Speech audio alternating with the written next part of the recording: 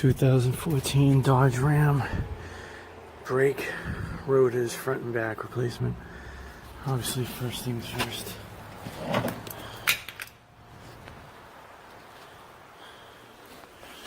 Jack it up. 22 milliliter for me. Take the covers off. Use a sledgehammer or crowbar if needed. Bang off the tires. Once you get your tires off, grab your tools. You'll need a 7/16 for this. Right there. And 23, I believe, for me here. There's your caliper, rotor. And on your tire, if it gets stuck when you're trying to get it off, go behind it with a crowbar and a hammer and make sure you hit on the metal parts of the frame to loosen it up. Alright, let's take off the caliper first. Alright, once you move the bolts, we're going to take the caliper and put it on the stand. Okay. We do not want it to fall and break the line. Once you get that secure, let's take off the rotor. Apologize, forgot. You can take this part of the caliper off, access the brakes, and take a C-clamp, and you're going to want to push this all the way back so that when you put the new brakes on and everything, you'll be able to get on it. This way you don't have to bleed the lines or anything.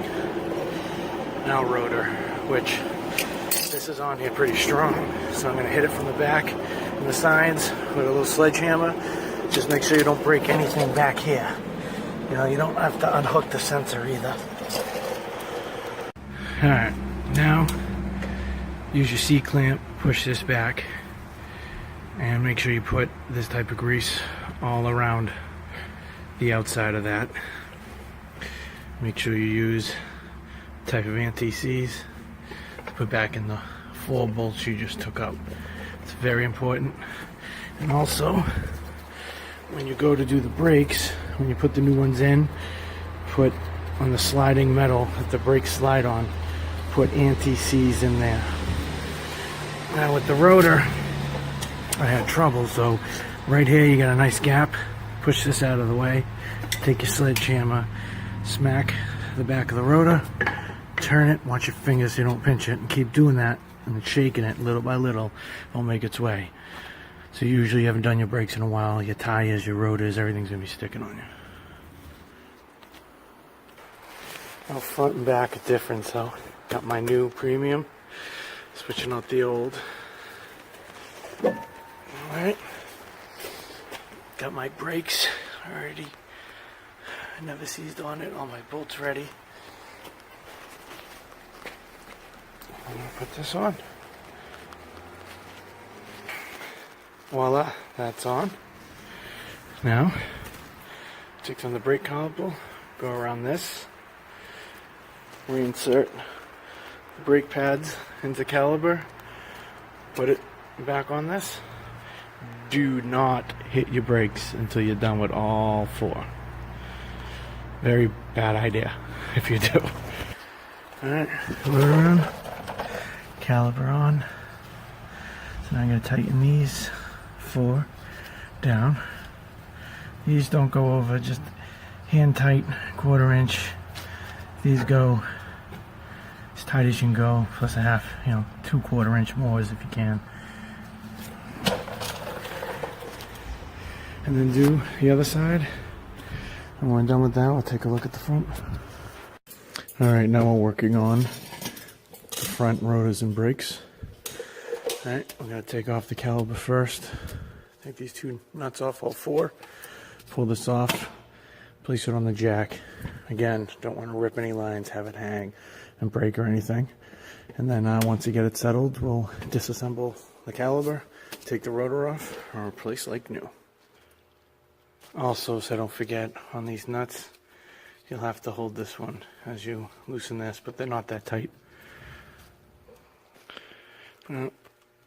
After you place this safely on that, remove this off. And we're gonna take the pads off and then the sliding clips right here. You'll get new ones when you buy them, but if you don't for any reason, make sure you clean these down with a wire brush real good, and then we're going to use anti-seize on them too before we install them. Alright, so we have the brakes over here.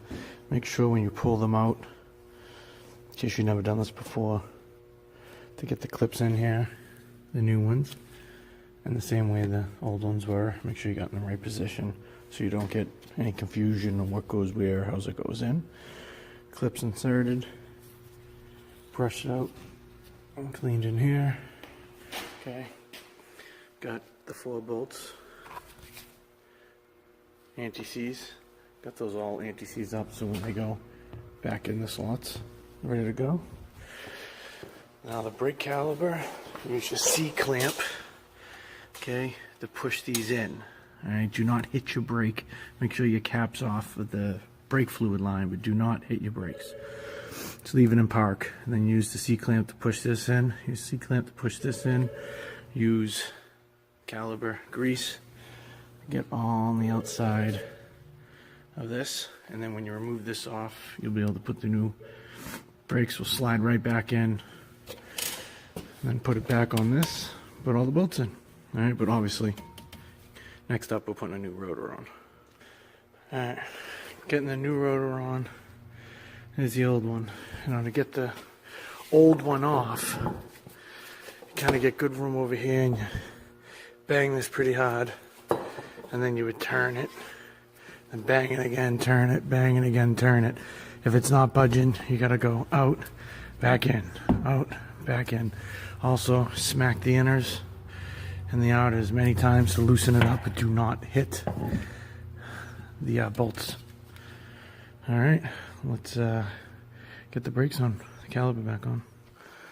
Just a little tricky part. I put the caliper obviously upside down on the stand so that when I take my brake assembly and slide it down easy, because hitting the brake pads will knock them off. They're so sensitive with these type of clips.